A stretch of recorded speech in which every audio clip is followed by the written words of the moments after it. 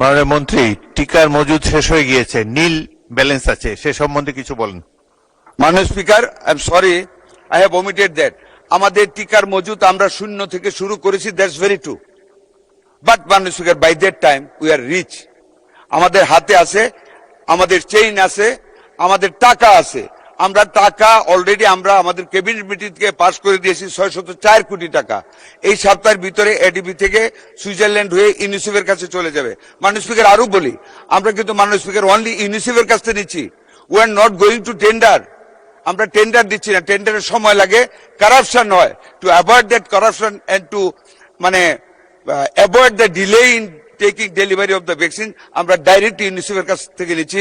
এখন UNICEF, World Health Organization এবং World Bank, তিনটা সংস্থা আমাদেরকে আপ্রাণ হেল্প করে যাচ্ছে বিগত সরকারের ব্যর্থতা থেকে আমাদেরকে শক্ত মজুদ দেওয়ার জন্য। ধন্যবাদ আপনাকে মাননীয় স্পিকার।